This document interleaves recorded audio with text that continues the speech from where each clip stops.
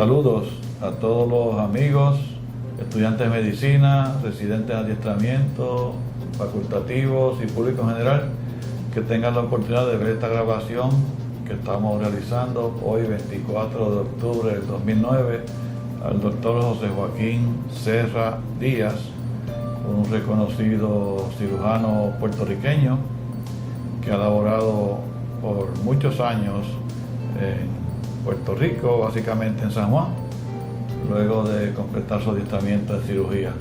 Y para mí es un placer poder estar hoy, en el día de hoy, con el doctor Serra Díaz. ¿Cómo está, José?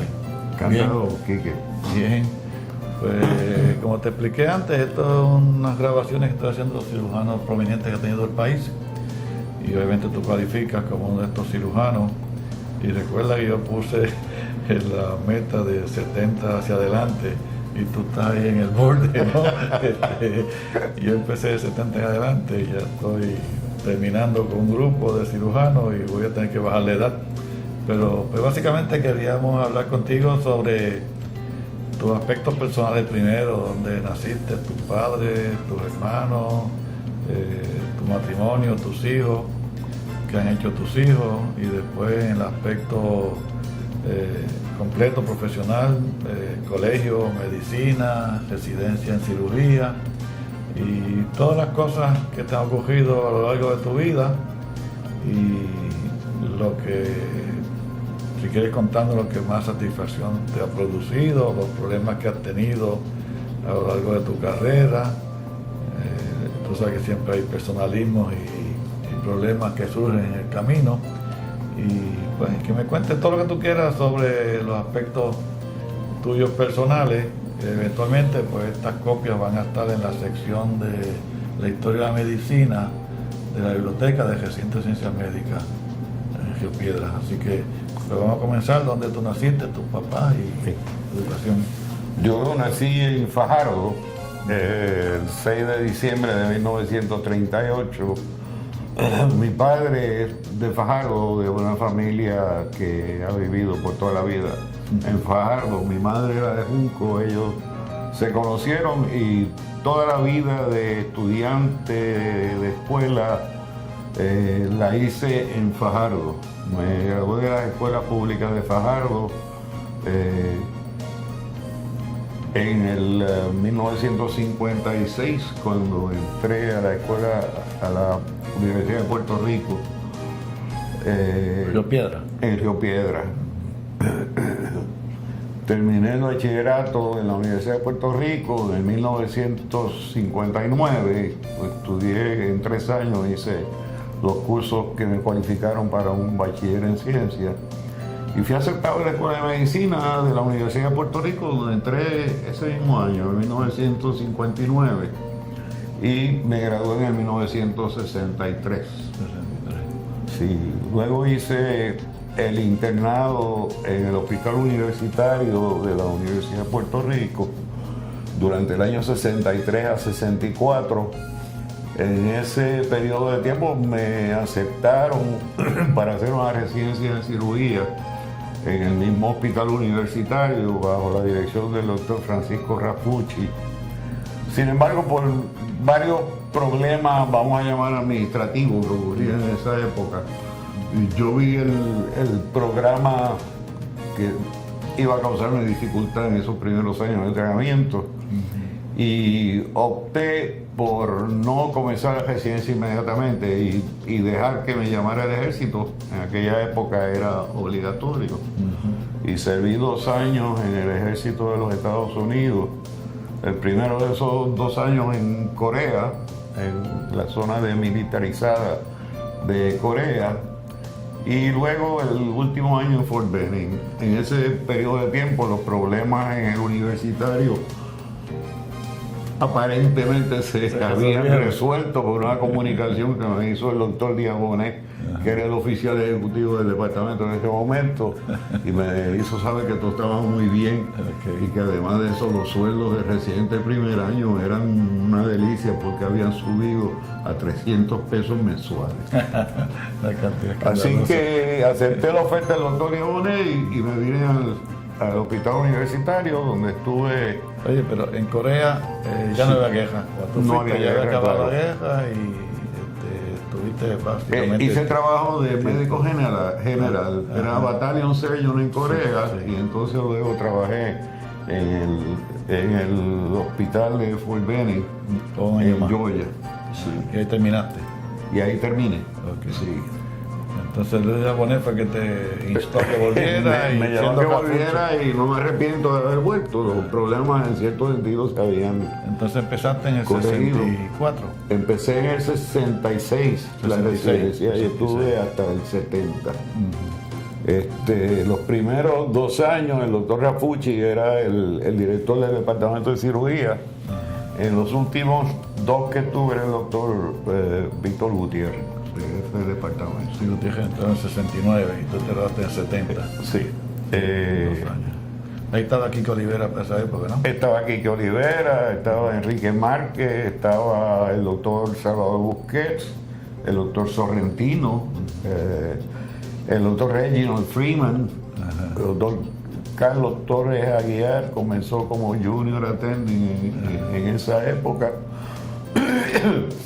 y el grupo de residentes en que me entrené, pues, de mi año, era el doctor Eduardo Santiago del Pin, el doctor Pablo Rodríguez Millán, el doctor Armando de Ron y yo. Éramos los 4 que entramos en ese año, en el 66. Ya muerto todo ese grupo de Ron y... Sí, y Pablito. Sí, Pablito Rodríguez Ha Millán. muerto, quedamos Edillo, nada. Sí, Eduardo y tú. Eduardo y yo, sí. En el 70, cuando terminé, se estaba comenzando a hacer una residencia en cirugía torácica y cardiovascular, que era uno de mis intereses en particular. Y yo la comencé la residencia en torácica y cardiovascular.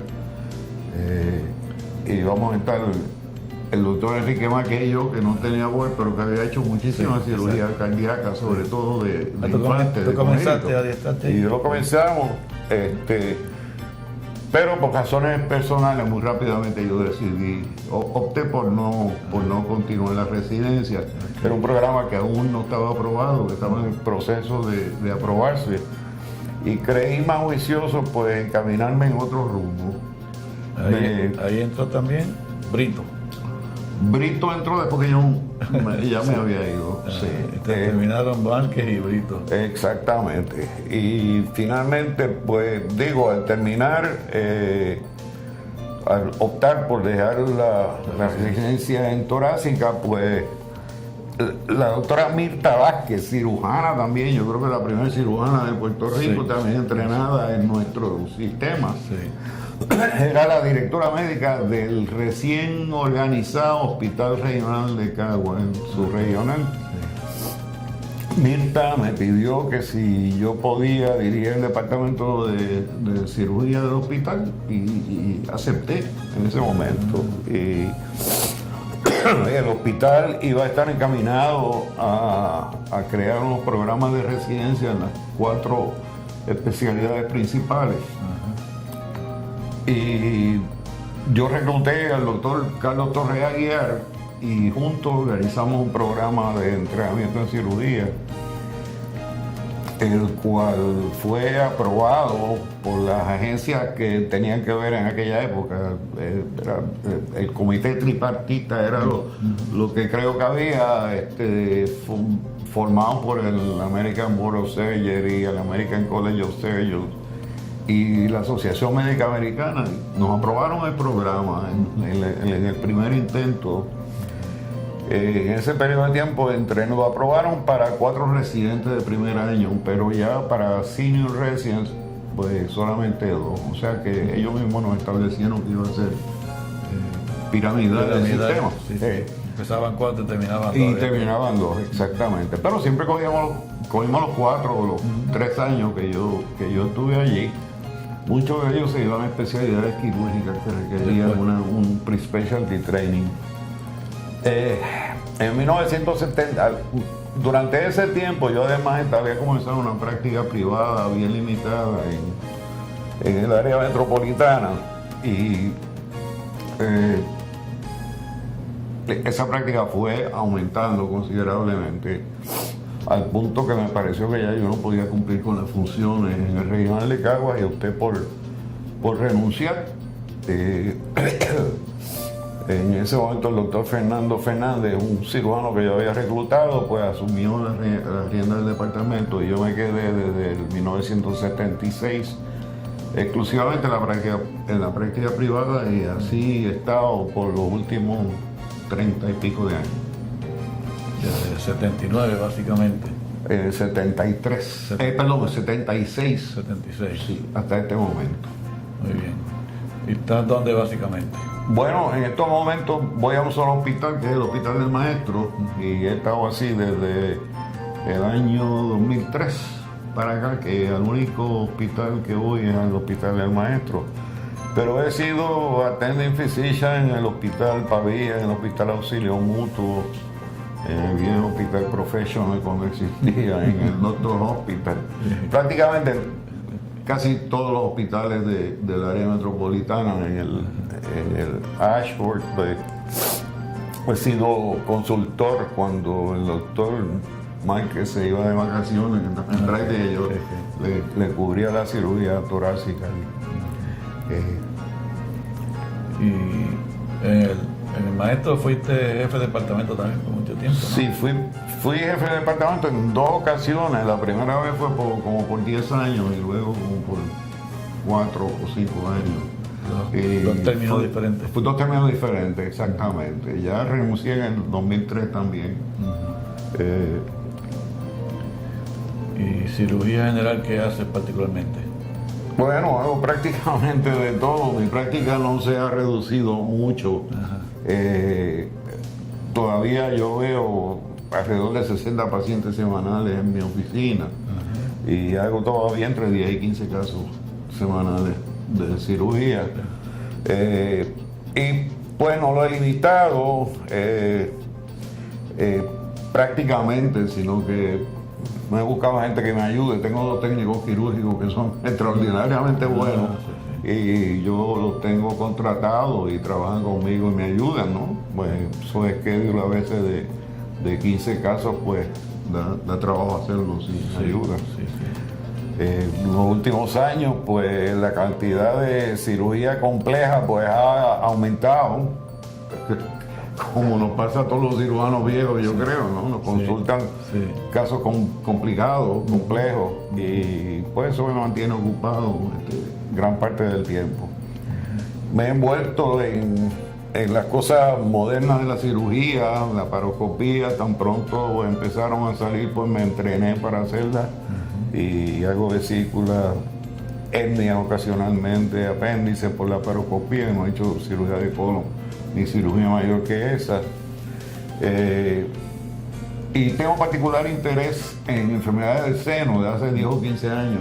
Y me entrené a hacer biopsias estereotácticas, biopsias guiadas por sonografía, y eso representa un % considerable de mi práctica en estos momentos.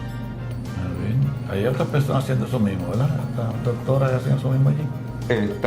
Allí estamos, tenemos un centro estereotáctico, está el Mel Soltero, William Ruiz. 3, básicamente. Sí, 3 básicamente, lo que más hacemos de eso.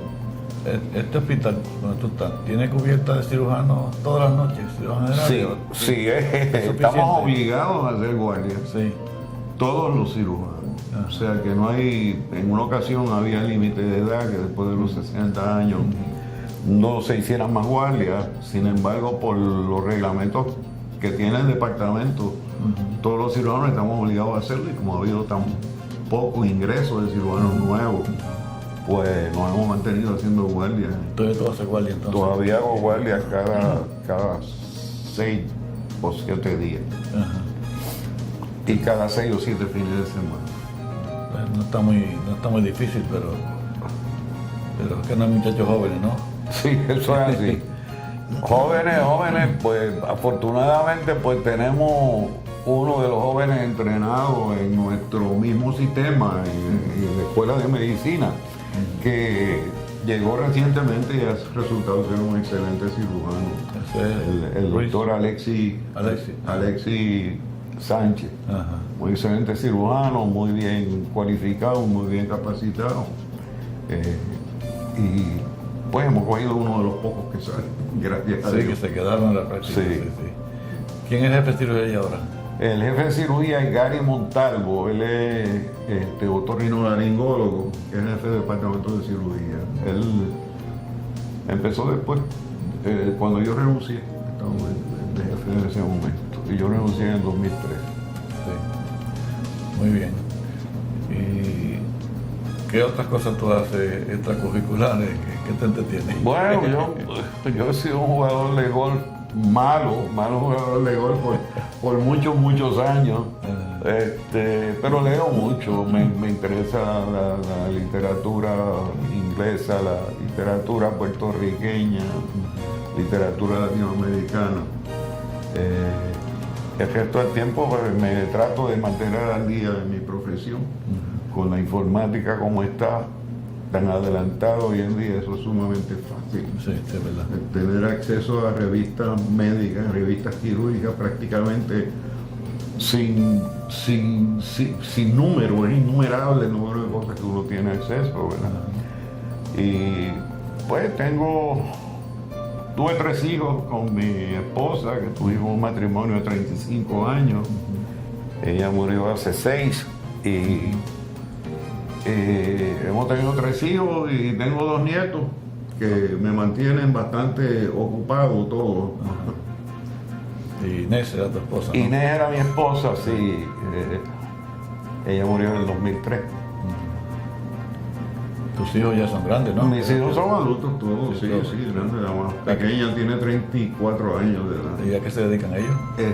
Mi hijo mayor ahora mismo está administrándome en la oficina. Él tiene una maestría en psicología clínica, pero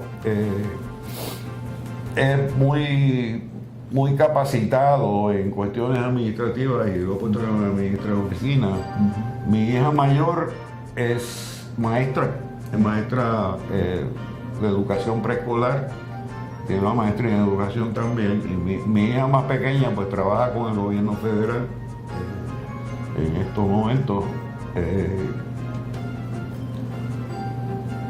¿En Puerto Rico o fuera? Aquí en Puerto Rico. Acá. Muy bien. ¿Y cómo tú ves las cosas en este país ahora? Desde el punto de vista de la medicina, de la cirugía, de las reformas y de las cosas que nos están pasando. Pues, algunas cosas buenas, algunas cosas malas, algunas cosas muy malas. El volumen de cirujanos, para hablar de mi especialidad específicamente, pues se ha reducido definitivamente. Son menos los cirujanos generales que están disponibles.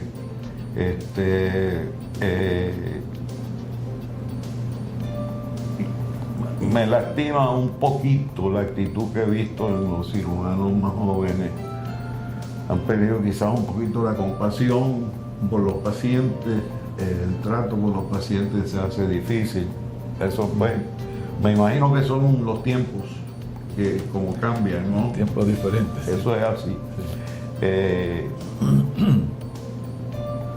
Problemas de impericia médica, pues el malpractice es uno de los, yo diría que el problema más grande que tenemos los cirujanos generales, ¿no? Que somos objetos de demandas por razones de impericia médica, algunas de ellas con razón, muchas de ellas puramente frívolas. Y pues me parece a mí que va a tener que haber eventualmente una intervención del gobierno para cambiar el sistema, para cambiar la forma en que eso ocurre, ¿no? No hay duda de que los pacientes pues, tienen unos derechos, ¿verdad? A que se les trate bien y se les trate acorde a los estándares de la práctica. Pero, sin embargo, el número de demandas frívolas de como oye y uno ve, pues son considerables. Yo he tenido experiencia en eso porque yo he actuado como perito médico, ¿verdad?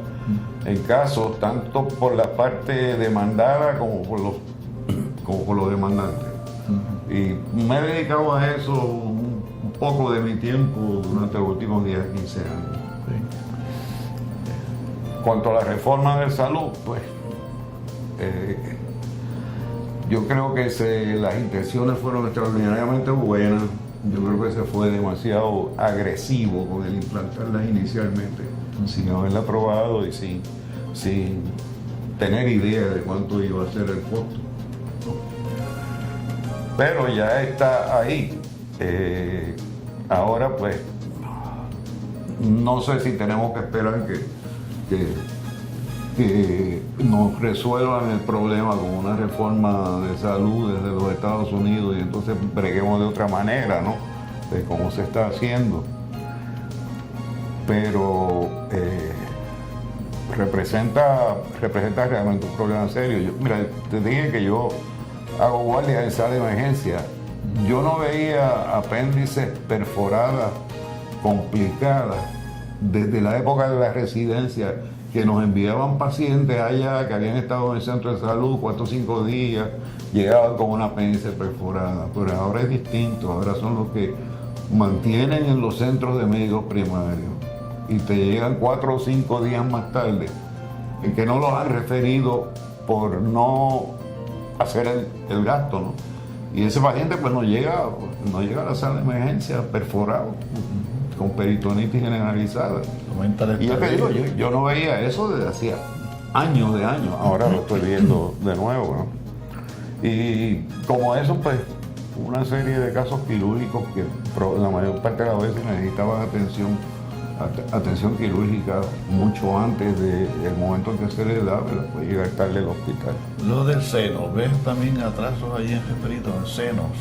Seno, muchísimos atrasos, y me da extremado trabajo con pacientes de reforma solicitar una preautorización para biopsias estereotácticas, por ejemplo, o biopsia guiada por sonografía. Muchas veces tardan un mes en lo que dan la aprobación.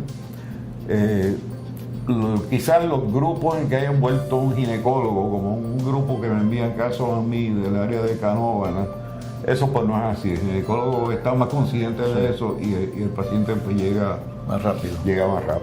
Sí. Y en trauma no participa ya, ahí no va a participar. Trauma. Bueno, no. El último que hice fue una esplenectomía hace quizás 15 o 20 años por un trauma. Sí. Ahí todo va para el centro médico. Todo va para el centro médico, exactamente. Sí, pero trauma no vemos, ¿no? Casos de la reforma, quizás, de heridas de piel, problemas de la mano, de laceraciones de tendones, da muchísimo trabajo bregar con ellos. Muchas veces esos pacientes llegan, claro, yo no lo puedo atender, le damos la primera cura y se tratan de enviar a un centro donde haya, centro médico específicamente, ¿verdad? Y pues muchas veces toma tiempo el trámite de que ya, por ejemplo, una laceración de un tendón flexor que debe atenderse temprano, pues no lo ven hasta 3 o 4 días más tarde, entonces terminan probablemente con un trasplante de tendón o algo por el estilo. Está difícil. Mencionaste que hay pocos cirujanos en Puerto Rico. Tú sabes que el numerito es un cirujano por 14.300 habitantes. Bueno, es un número muy alto. Eso es así. Por eso es que no nos retiramos temprano.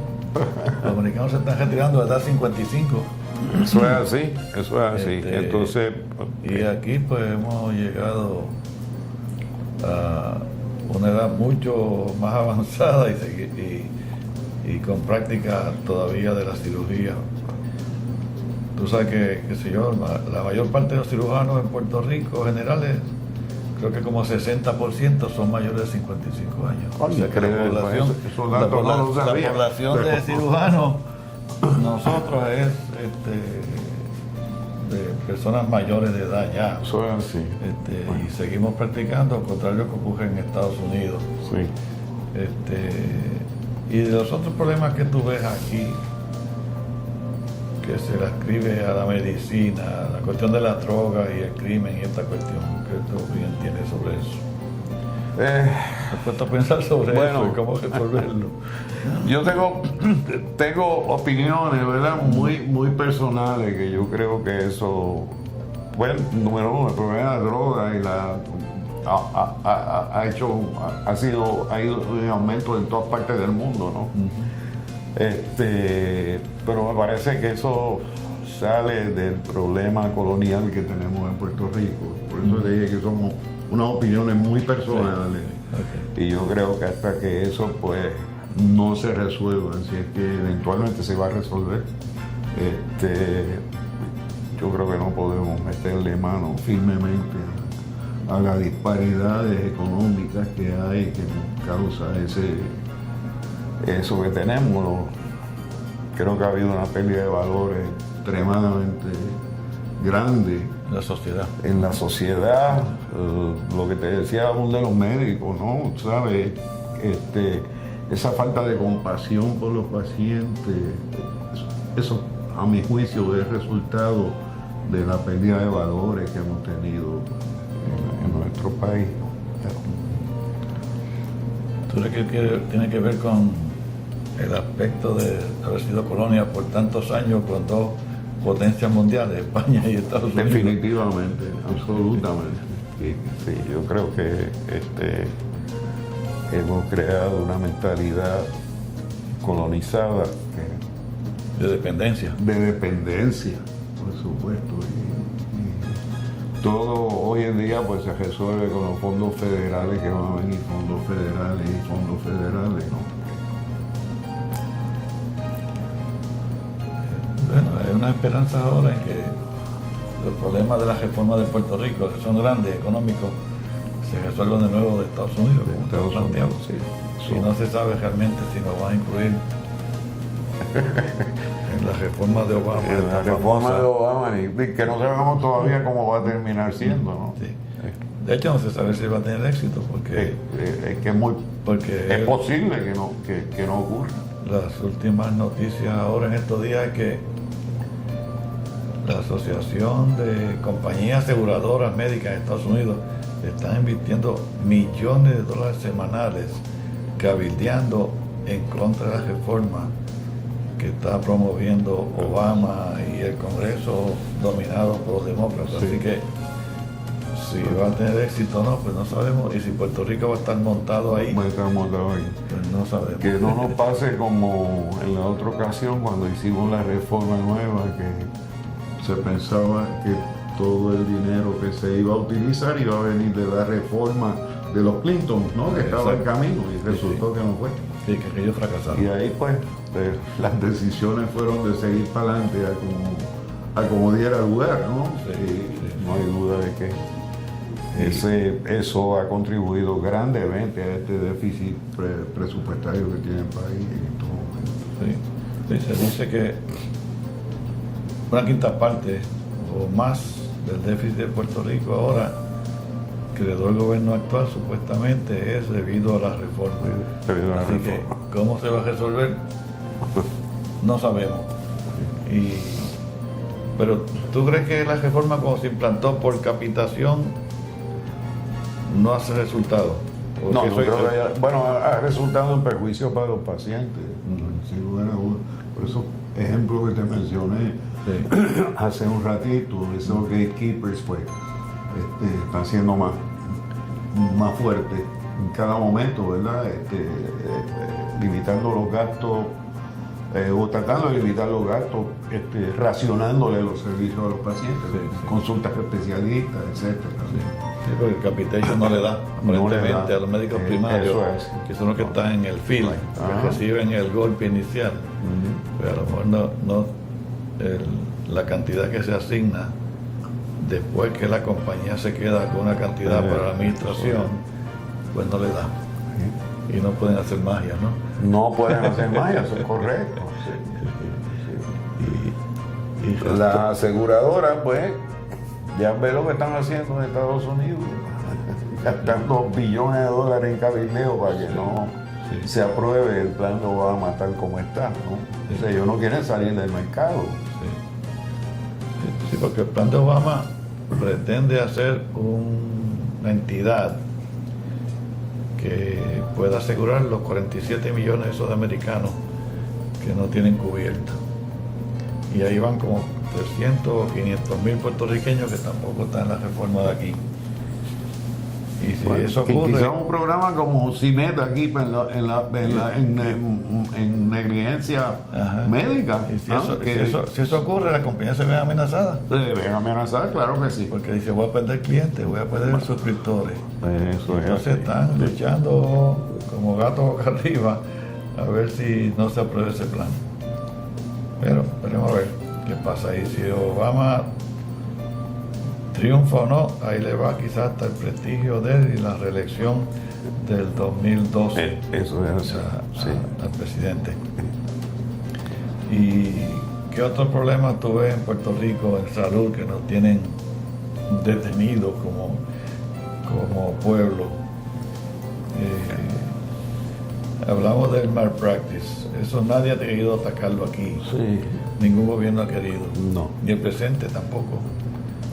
Porque tú sabes que los ortopedas tienen unos grupos bien poderosos que están luchando con eso. Sí. Y tienen respaldo de la Asociación de Ortopedas de Estados Unidos, Sí. que le dan dinero para seguir cabildeando en Puerto Rico, pero aparentemente los políticos no tienen interés en eso. Y tú sabes qué pasa, que donde resolvieron esto aparentemente con cierta premura y diligencia fue en California.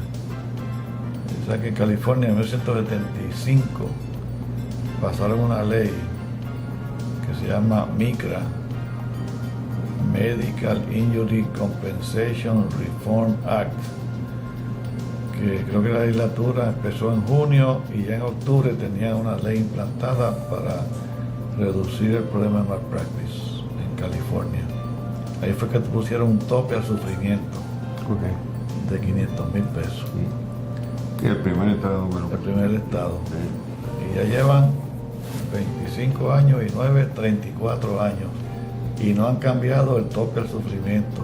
Porque esa gente son en cierta medida sabios. Dice, el sufrimiento no aumenta porque el costo de vida aumenta. Claro. O sea, tú no sufres más Sí. porque la cosa te es más cara o más barata, ¿no? Eso es Tú tienes así, sufrimiento, sí. primero que es difícil medirlo, Sí. no hay forma de Siempre cuantificar. eso es casi imposible de medir. Claro. Y entonces, pues, ¿cómo van a subir? Porque otros estados entraron por eso y pusieron 500,000, después en 2 o 3 años suben a 750,000, después 1,000,000 y siguen subiendo el tope por los sufrimientos, lo cual los californianos dicen que eso no es correcto. Pero allí tuvieron el valor de legislar, pero fíjate, contrario a Puerto Rico, y eso es una cosa que nosotros los puertorriqueños, yo no sé por qué razón, tú mencionas que puede ser por coloniaje de tantos años, pero en California los ciudadanos respaldaron a los médicos y por eso fue que se legisló y se cambió y se atacó el problema de responsabilidad profesional. Y aquí, si tú le cuentas a tus pacientes, posiblemente lo que pasa, algunos lo entiendan, pero ninguno aparenta respaldar a la profesión médica en que se legisle un proyecto que le haga justicia a los pacientes que realmente se perjudican, ¿no? Sí. A los proveedores, que sea el hospital, los doctores y todas las cosas, y hasta los abogados, que son los que establecen las demandas. Sí. Sí. Y en California aparentemente lo lograron, pero aquí los ciudadanos como que no respaldan a la profesión médica, muchos argumentan que nosotros ganamos mucho, que eso y lo otro, y yo creo que eso es parte de educación, todo lo que hace con los pacientes. Mira, a mí no me pagan 1,000 pesos por una apéndice que me levante, me pagan 300 pesos, 400 No, y ellos tienen una idea bien errada. Exacto. Ellos se creen que, Sí. que tú estás ganando una barbaridad. de Nosotros dinero. estamos bien quizás porque hacemos mucho volumen. Hacemos volumen. Tú tienes que operar mucho. Mucho. ¿Tienes? Para poder Claro, mantener las cosas, ¿no? Claro, Y, sí, y los costos de practicar la medicina, eso es una barbaridad como ha subido. ¿no? Exacto, sí. Los sueldos de empleados, todo el personal que tienes que tener para facturación, sí. es increíble. Yo tengo un Orgel ahora mismo que es de más del 50% de mis ingresos grosos. Sí, exacto. ¿Sabes? El costo de coger la oficina es alto. Es bien alto el poder practicar la medicina y sin embargo los ingresos, las tarifas que pagan los planes médicos, eso no aumenta. Exacto. Sí. O sea, que tienes que hacerlo aumentando tu volumen. Y por otro lado, pues los planes médicos aumentan las primas a los pacientes en el sector privado, ¿no? Y el sector público ha aumentado también desde que empezó la reforma, hasta ahora que lleva 15 años. Ahora que se está hablando que posiblemente que no suban los premiums. Lo que le cobran al gobierno sí, en reforma, sí, que sí. se mantenga a un nivel sin subirlo. Y eso pues podría sacar del hoyo temporariamente al gobierno, pero eventualmente van a seguir subiendo los costos. Pero lo que le digo es que el paciente puertorriqueño o el potencial paciente no respalda, por ejemplo, fíjate que en práctica privada no hay muchos ortopedas, neurocirujanos, cirujanos plásticos, ni otorrinolaringólogos, ni oftalmólogos que te vean una emergencia. No, prácticamente nadie. Todo termina en el centro médico. Sí. Y el ciudadano común no entiende, porque está saludable en este momento, que existe una posibilidad de que se accidente, ya sea en el hogar, o un accidente de automóvil, tenga una fractura de un brazo, que es una cosa relativamente fácil de arreglar, pero si el ortopeda en privado no lo quiere atender porque no quiere asumir ese riesgo, pues termina en el centro médico en Puerto Rico. Y eso explica el hacinamiento que tenemos El allí. hacinamiento brutal en la sala de emergencia. Cuando tienes que ir allí para una cosa que no debería estar yendo a ese centro, que se supone que sea un centro terciario o supraterciario, para atender cosas bien difíciles, Complejas, sí. complejas y costosas. Sí. Así que ese componente no ha ocurrido aquí, de que los pacientes apoyen a sus doctores. Y fíjate que una cosa curiosa, que el problema de malpraxis en Puerto Rico es grande, pero en general los pacientes que tú ves en la oficina están contentos contigo. Eso es así, sí, no, el problema es principalmente los que tú ves como emergencia. Los pacientes de la oficina están allí y siguen yendo y te consultan. Sí. A mí me consultan a veces cosas de medicina interna y de medicina general. Me piden tu opinión. Mucho me piden mi opinión, seguro. Sí, porque ese es el concepto, que el médico realmente es el defensor del paciente. Fíjate que aquí se creó la Procuraduría del Paciente, pero fíjate que surge después de la reforma, porque se percibió que la reforma, de alguna forma, los médicos, o el plan, o el sistema, estaba atropellando y apabullando al paciente y arrinconándolo y causándole más problemas. Y entonces surge ese oficial que va a velar por los intereses del paciente, pero el que realmente es el defensor del paciente es el doctor. Es el médico, claro, Sí. claro. Y a veces me preguntan ahora con la vacunación esa de H1N1, que si se deben vacunar o no, que esto y lo otro, que si la vacuna influenza regular o la de porcina, y todas estas cosas por los pacientes, porque el doctor es el que le va a orientar. Seguro. No, vienen a preguntar de todo eso. Correctamente, que es lo que deben hacer, ¿no? Así que veremos a ver qué nos ocurre en este país. El otro problema que tenemos aquí es de salud mental. Nosotros no somos psiquiatras, pero que los vemos y lo percibimos en los pacientes, los estados de depresión crónica, sobre todo, terrible. Bueno, tenemos un secretario que es de salud que es psiquiatra. Que psiquiatra, Así que yo espero que algunos de esos problemas se puedan resolver, si es que tiene los recursos económicos y el personal. Y se le da la prioridad que necesitan. Exacto, sí. Gran parte de todos estos crímenes pasionales y estas cosas son resultado de enfermedad mental, ¿no? Sí. Y prácticamente la droga, que se dice que es un problema de salud mental. Sí.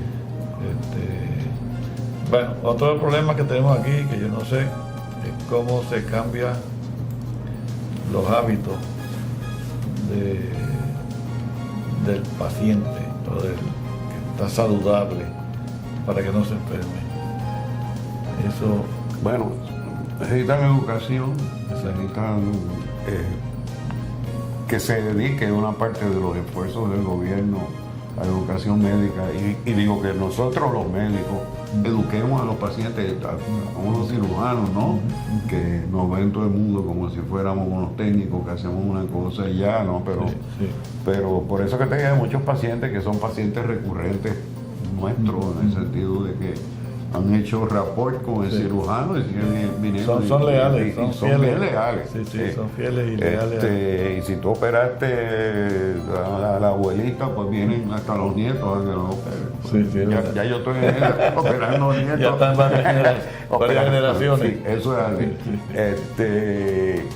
Y yo creo que con ese acceso tan directo que tenemos al paciente, el estar sentado de frente a frente con ellos, yo creo que debemos aportar, ¿verdad?, eso de la educación para que traten de mantener su salud. Como como los hábitos dañinos a la salud, ¿no?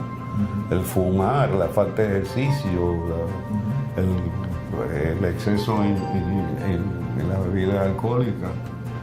Yo creo que podemos aportar y hacérselo saber. Sí, hay muchas cosas que se pueden cambiar gradualmente. Hay una cuestión de actitudes que tú mencionaste, pero fíjate, no todo está perdido. No, yo no creo que esté perdido.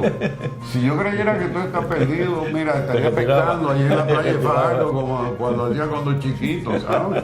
No, todavía, no, definitivamente. Yo creo que, mira, esta cuestión de actitudes, posiblemente los estudiantes de medicina salen con unas deudas altísimas. Sí. Tú sabes que en Estados Unidos y Puerto Rico el promedio de estudiantes que estudian en escuelas privadas termina con una deuda de $150,000 a $200,000. Sí. Y eso los mueve. Los obliga a tener que hacer dinero bien rápido. Especialidades que producen dinero. Sí.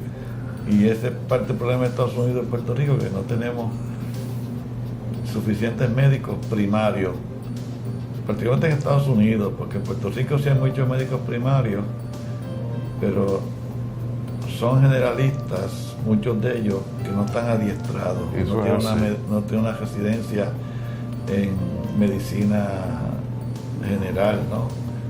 Son que hicieron servicio público, un internado y una educación médica, y son generalistas, pero y hay bastante en Puerto Rico. En Estados Unidos le falta ese grupo de médicos que son los que ven el paciente inicialmente y van a decidir cuál es el servicio que hay que darle o no hay que darle a esos pacientes, y por eso están promoviendo que se abran más escuelas de medicina en Estados Unidos ahora, porque de momento los cálculos que se hicieron que iba a un exceso de que va a haber un aumento gigantesco, que iba a haber más médicos que los que hacían falta, pues ya se equivocaron. Se equivocaron y ahora están de nuevo buscando mucho más escuelas de medicina que aumenten su número de estudiantes y que una gran cantidad se metan a medicina primaria. Sí. Ahora, igual que nos pasa aquí con los cirujanos generales, les pasa a Estados Unidos, que no tienen suficientes cirujanos generales. De aquello que había, pues dejó de existir. Ahora mismo todo el mundo busca una su especialidad. Sí. Y eso está ocurriendo. Y yo no sé qué ha pasado hasta en el mundo, porque hasta en otros países europeos faltan médicos también. Yo no sé qué es, si que se puso menos atractivo estudiar medicina por las razones que fuera, quizás es muy largo el adiestramiento, los estudios, el mantenerse actualizado, leyendo y yendo a cursos y cosas, el problema de impericia, todas las cosas que nos agobian, pues quizás está ocurriendo a nivel mundial también. Yo no sé de los números, ¿verdad?, de cuántos estudiantes están solicitando ingreso a la escuela de medicina, a nuestra escuela de medicina, ¿verdad? Yo recuerdo que en la época nuestra, que la capacidad que tenía la escuela era para 45 a 50 estudiantes por año, solicitaban más de 500. Había muchas solicitudes. Muchas solicitudes, o sea que relativo a lo que a lo que se aceptaba, ¿no? Yo no sé si eso ha disminuido también. La escuela ahora acepta 150 o 200. Están 100 o 110 por ahí 110. ahora. En un momento tuvieron más, pero Sí. están por ahí 110. Sí. Y las otras están como 50 o 60. Graduamos suficientes médicos para Puerto Rico. Sí. Graduamos suficientes. El problema es las posiciones de adiestramiento, de residencia. Sí, sí. Y como se Está perdieron... muy limitada, ¿no? Sí. O sea, son solamente las de los universitarios. las que están. Exactamente. Bueno, tienen algunas. Centro tiene Sí. algunas residencias. Pero aprobada. Sí, sí, sí, sí. Ok. En Bayamón, la Escuela de Central del Caribe tiene también Sí. varios programas, pero se han perdido otros en medicina general también, Sí. medicina de familia. Se han perdido, y medicina de familia pudiera uno interpretar que es de los programas más fáciles para acreditar, porque las quirúrgicas te exigen una tecnología. Exigen una tecnología y un número volumen. de casos, un Exacto. volumen, etcétera. Sí. Pero la de medicina de familia, pues uno podría pensar que no. Y que es una ten- alternativa magnífica para Sí. llenar esos puestos de Exacto. médicos primarios Sí, que, sí. que hacen falta, los bien capacitados, quiero decir. Exactamente. Y tú sabes que aquí se legisló una ley muy buena, que es la creación de centros médicos universitarios.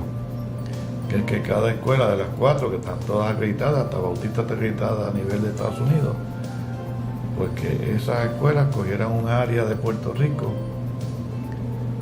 dieran el servicio médico a toda esa población, pudiente o no pudiente, de reforma o lo que fuera, y que eventualmente se involucren en la creación de los programas de residencia que nos faltan, porque estarían bajo la escuela de medicina. Claro, claro. Aquella objeción de que la residencia tiene que estar pegada a la escuela de medicina, pues se supera con estas 4 escuelas que están acreditadas. Claro, Así que sí. eso es una cosa que hay que implantarla, y de nuevo el gobierno, que tiene otros problemas apremiantes, quizás más terribles, ahora de la economía, estas cosas, pero eso es un área que eventualmente hay que desarrollar. Definitivamente, Puerto Rico. seguro. Y diversificar las áreas también, ¿verdad? Sí. Que no todo esté concentrado en el área metropolitana. Sí.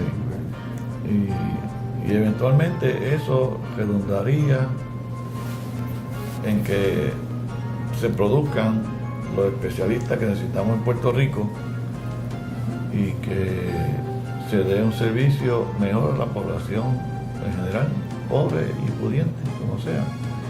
Fíjate que se habla de hacer un centro de trauma en Mayagüez, pero eso, aunque los políticos lo quieran hacer y sea una buena idea, pues realmente no hay cirujanos. No, Mayagüez, los cirujanos que quedan, no creo que haya muchos con interés en trauma. interés en trauma y jóvenes, porque Y jóvenes. realmente si a ustedes le imponen a hacer guardias, pero muy pocos de los cirujanos, digamos del oeste, son jovencitos o suficientemente jóvenes, 35, 40 años, cuando tú estás bien brioso y bien deseoso de trabajar. Que quiere hacer guardia todas las noches. Ajá, si que pudiera. exactamente. Y trauma, que es una cuestión bien exigente, que exige muchas horas de trabajo, pues va a estar difícil. Sí. Así que hasta que no se creen más programas de residencia, y la escuela que más cercana está a hacerlo es la escuela de Ponce. Porque Ponce tiene medicina interna, pediatría, obstetricia, creo que está acreditando ahora medicina de emergencia, y le falta el complemento de cirugía para atender las 4 especialidades básicas. Sí. las básicas Bueno, grandes. sí. Y eso pues veremos cómo ocurre en Puerto Rico. Bueno, ¿y qué más me quieres contar de tu vida? ¿Estás satisfecho con lo que has hecho? Estoy bien satisfecho Lo con que has lo hecho que- estar si presente. no lo estuviera, estaría pescando en Fajardo, como Sí. te dije. No, yo estoy muy satisfecho. Afortunadamente, pues, mis pacientes son gente extraordinaria, que aprecio muchísimo las cosas malas que han pasado, pues se han sobrepasado. Resuelto. Se han resuelto.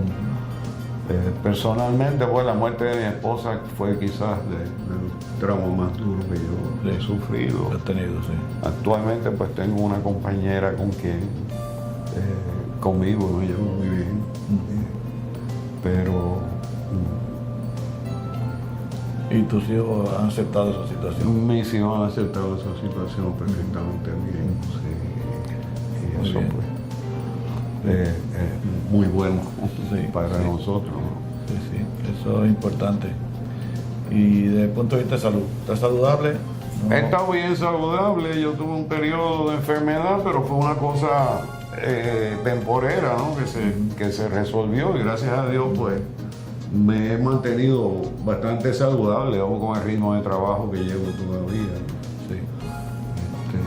O sea, ¿tú crees que tú estás trabajando igual de fuerte que, digamos, cuando tenía 50 años?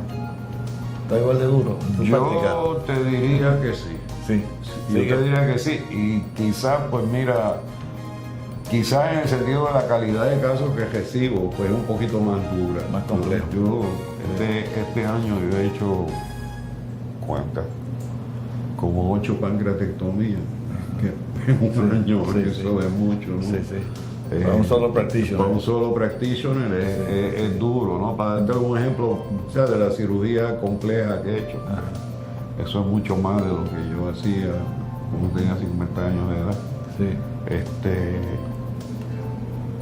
Pero no lo puedo hacer, ya te digo, uno ha aprendido en cierto sentido a manejar las cosas un poquito más suave. Yo ya no pongo schedule de 10 y 12 casos para un día, Sí, sí, sí. sino que los reparto en la Claro. semana. Sí, sí, sí.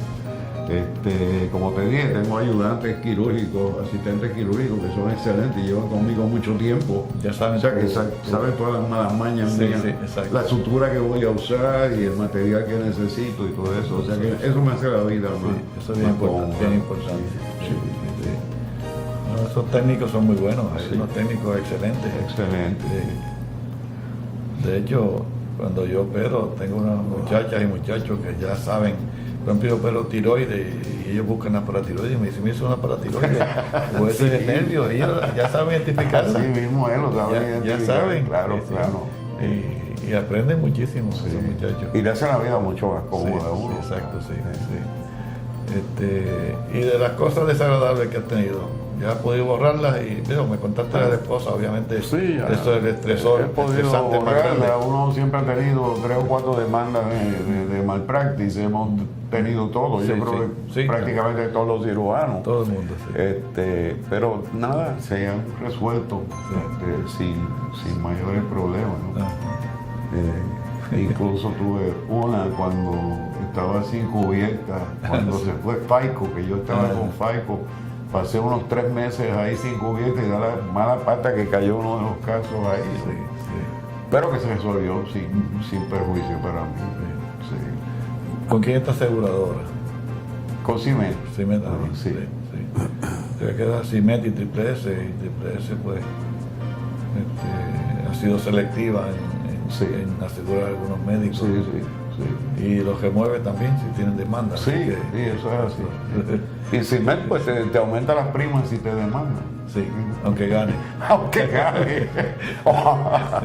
Aunque gane. Sí, Así sí, es. O aunque sí, la sí. desistan de ella, ¿no? Ah, que también, tienen que pagar sí. por los abogados que te Sí, pusieron. sí, es verdad. Sí. Eso realmente, como hemos hablado con otros de los participantes, realmente son compañías de préstamo, porque no son aseguradoras, porque Eso es así. se supone que no te cobren, porque el seguro médico no le cobra al paciente porque Se enferma mucho. utilizó más servicios, Sí, quizás le suben sí. la prima a todo el mundo, Sí. pero no a ese paciente en particular que gasta mucho.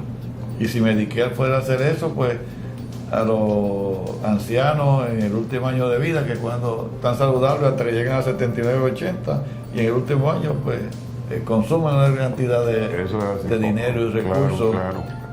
y no le suben la prima en ese momento Sí. a ese paciente en particular. Así que Sí, a nosotros lo que hacen es prestarnos dinero para que usemos los abogados.